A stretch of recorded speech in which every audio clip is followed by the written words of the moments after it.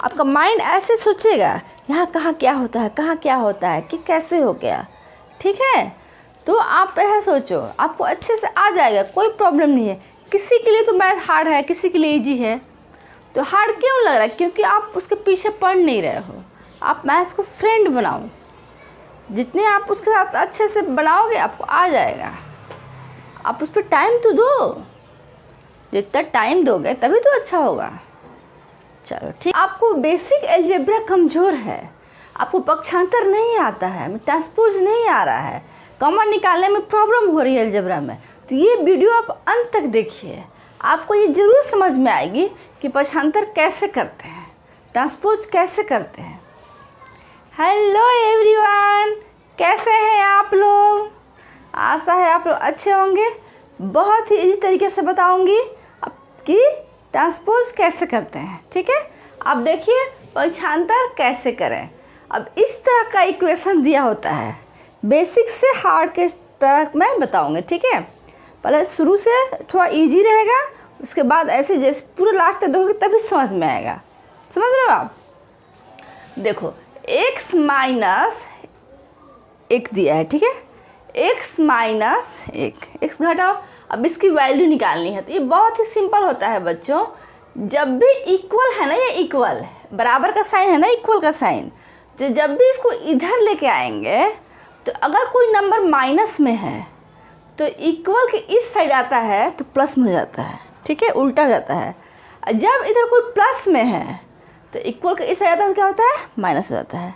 यही ट्रिक है, समझ रहे? उल्टा हो जाता है। जब इक्वल के राइट में जाएगा या लेफ्ट में जाएगा तो उल्टा हो जाता है। अगर प्लस में है, देखो यहाँ पे माइनस में है तो इक्वल किधर जाएगा तो क्या होगा? प्लस हो जाएगा। अगर यहाँ प्लस होता तो क्या होता? माइनस हो जाता। ठीक है, बस यही करना है। देखो यहाँ पे x माइनस 1 इजकल टू 0 दिया है, तो 1 को हम इधर लेके आएंगे तो क्या हो जाएगा? ये प्लस में हो गया आंसर। अब देखो नेक्स्ट स्टेप देखते हैं। यहाँ पे दिया हुआ है y प्लस 4 इजकल टू 7। ठीक है, तो y प्लस 4 इजकल टू 7 दिया है। अब इस 4 को हम इधर लेके आएंगे क्योंकि ये प्लस में है, तो प्लस में है, इसको इधर लेके आएंगे तो क्या हो जाएगा? माइनस में हो जाएगा। ठीक है, तो ये देख लेते हैं। 7 माइनस 4, ये प्लस में था तो इक्वल के इस साइड आया तो क्या हो जाता है? माइनस में हो जाता है। तो ये माइनस में हो गया, तो हो गया इसका आंसर 3। क्लियर हो रहा है कंसेप्ट बच्चों? समझ में आ रहा है? चलो नेक्स्ट क्वेश्चन देखते हैं। यहाँ पे y plus 4 is equal to minus 4। अब यहाँ पे देखो y plus 4 is equal to minus 4। अब क्या करेंगे? अब जल्दी बताओ। ये प्लस 4 में है तो इधर आएगा तो क्या हो जाएगा? माइनस हो जाएगा। तो वही करेंगे, तो 4 और 4 जोड़ देंगे, 8 लिख देंगे। दोनों में सब सेम साइन होता है, जैसे कि निगेटिव है, दोनों में सेम साइन है। तो जब भी दोनों में अगर सेम साइन हो, निगेटिव निगेटिव है या पॉजिटिव पॉजिटिव है, तो जोड़ते ही हैं। ठीक है, माइनस को साइन दिया है लेकिन दोनों में सेम साइन है तो हम माइनस नहीं करेंगे, इसको हम जोड़ ही देंगे। तो 8 आएगा, और दोनों में ये माइनस का साइन है तो यहाँ पे माइनस लगा देंगे। समझ रहे हो आप? ऐसे यहाँ पे प्लस प्लस होता तो जोड़ देते। ठीक है, अगर दोनों में अलग अलग साइन होता है तभी माइनस करते हैं। समझ रहे हो बच्चों? तो जो भी वेरिएबल दिया होता है, ठीक है, जैसे x y z a b c d कुछ भी दिया है तो उसको नंबर से सेपरेट करना होता है, उसको उसकी वैल्यू निकालनी होती है।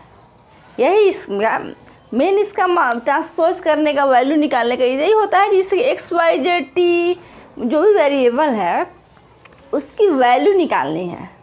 समझ रहे हो आप? तो चलो देखते हैं। अब नेक्स्ट क्वेश्चन है यहाँ पे 5t प्लस 28 इजकल टू 10। इसको हम कैसे करेंगे? चलो देखते हैं बच्चों कैसे करेंगे। अब यहाँ पे क्या लिखेंगे है कि 5t प्लस 28 इजकल टू 10। हमारा मेन टारगेट क्या है? हमारा मेन टारगेट है कि इस t की वैल्यू निकालनी है। ठीक है, t की वैल्यू निकालनी है। तो क्या करेंगे उसके लिए हम क्या करेंगे कि पहले जो देखो बेटा, पहले क्या होता है कि देखो ये प्लस दिया हुआ है, प्लस दिया है ना, तो इसको पहले हम हटाएंगे। ये नहीं कि टी को पहले हटा देंगे, T5 को हटा देंगे, ये नहीं कर सकते हैं। पहले जो 5T से दिया उसके साथ जो प्लस माइनस है उसको पहले हटाते हैं। ठीक है, समझ रहे हो? तो क्या करेंगे, 5T दिया हुआ है तो पहले हम यहाँ इसको हटाएंगे, 10 माइनस 28, 5T। 10 में से 28 में एक प्लस का साइन, यहाँ कुछ नहीं है तो क्या है, प्लस का साइन है। तो यहाँ पर कुछ नहीं तो क्या, प्लस है, तो एक प्लस में है और एक माइनस में है, तो क्या करते हैं, माइनस ही करते हैं। तो 28 में से 10 को हम माइनस कर देंगे तो क्या आ जाएगा, 18। साइन कौन सा रखेंगे, माइनस का ही रखेंगे, यहाँ पे माइनस का साइन रख देंगे। ठीक है, क्योंकि इसके आगे प्लस का साइन है, इसके आगे माइनस का साइन है, तो दोनों अलग अलग साइन है तो माइनस ही करेंगे और साइन माइनस का रखेंगे। ठीक है, अब देखो, अब हमको टी की वैल्यू निकालनी है। तो अब यहाँ पे देखो बच्चों, यहाँ पे कुछ नहीं दिया है, 5T दिया है, तो इसका अर्थ है कि यहाँ पे क्या है, मल्टीप्लाई है। समझ रहे हो आप, क्या है, मल्टीप्लाई है। समझ रहे हो?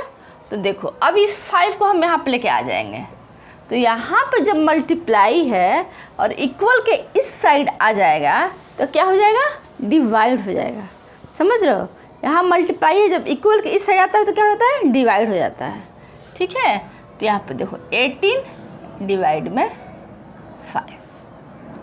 क्लियर हो रहा है बच्चों, समझ में आ रहा है क्वेश्चन?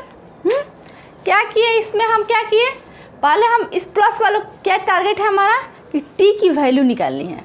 तो पहला हमने क्या किया कि पहले जो इसके साथ जोड़ में है उसको हम इधर लेके आ जाएंगे, ले इक्वल के इस साइड लेके आ जाएंगे। तो ये प्लस में है तो इधर आके माइनस हो गया। फिर दो अलग अलग साइन तो माइनस ही करेंगे, माइनस किए। दोनों में जो बड़ा ना साइन होता है, देखिए 28 है उसके आगे माइनस है तो उसी का साइन यहाँ पे हम लगेगा, 10 का साइन नहीं लगेगा। ठीक है, अब क्या करेंगे, ये दोनों को हम मल्टीप्लाई कर दिए, अब इसको हम यहाँ पे डिवाइड कर दिए। ठीक है, समझ में आ रहा है बच्चों? चलो अब नेक्स्ट क्या है, नेक्स्ट क्वेश्चन है यहाँ पर, देखो क्या है, क्वेश्चन नंबर 5। क्वेश्चन नंबर 5 देखते हैं कैसे बनेगा। देखो यहाँ पर दिया हुआ है q + 4 + 7 = 5। ठीक है, इसमें पहला टारगेट क्या, हमको क्या निकालना है, पहला हम क्या सोचेंगे कि क्या वेरिएबल है, वेरिएबल क्या है उसी को निकालने की कोशिश करेंगे। तो क्या वेरिएबल है यहाँ पे, q। अब q को सबको अलग करना है, जितने भी नंबर है ना उसको हटा करके q की वैल्यू निकालनी है। समझ रहे हो आप? तो हम क्या करेंगे, q की वैल्यू निकालने की कोशिश करेंगे। तो देखते हैं कैसे निकलेगा। अब यहाँ पे देखो इसमें क्या है, q/4 + 7 है। तो पहला टारगेट क्या है हमारा, q की हमको वैल्यू निकालनी है। तो उसके लिए क्या होंगे, जितने नंबर हैं उसको हम अलग करेंगे q से, तभी तो आएगा ना। ठीक है, तो देखो क्या करेंगे, ये +7 है तो इसको इधर लेके आ जाएंगे, तो q/4 5 - 7। ठीक है, अब देखो यहाँ पे q/4 5 में 7 को माइनस करेंगे तो क्या आ जाएगा, यहाँ पे आएगा -2। ठीक है, समझ में आ रहा है, -2 आ गया, क्योंकि देखो इसके आगे प्लस है, इसके आगे माइनस है, दो अलग अलग साइन है तो माइनस ही करते हैं। माइनस की कौन बड़ा है, 7 बड़ा है, उसका क्या साइन है, माइनस करते हैं, हम माइनस लगा दिए। आपको q की वैल्यू चाहिए, क्या चाहिए, q की वैल्यू, तो -2। यहाँ पे 4 डिवाइड में है तो इक्वल के इधर क्या हो जाएगा, मल्टीप्लाई हो जाएगा। यहाँ पे क्या हो गया, मल्टीप्लाई। तो आंसर कितना आ गया बच्चों, 8 -8 आंसर आ गया। समझ में आ रहा है आपको, क्लियर हो रहा है कंसेप्ट? आप ऐसे ही देखते रहो। अगर आपको वीडियो अच्छा लगे तो सब्सक्राइब कर लेना, अपने दोस्तों के साथ भी शेयर करो। और नेक्स्ट जो टॉपिक होगा मैं बताऊंगी कि अलजेब्रा में कॉमन कैसे निकालते हैं।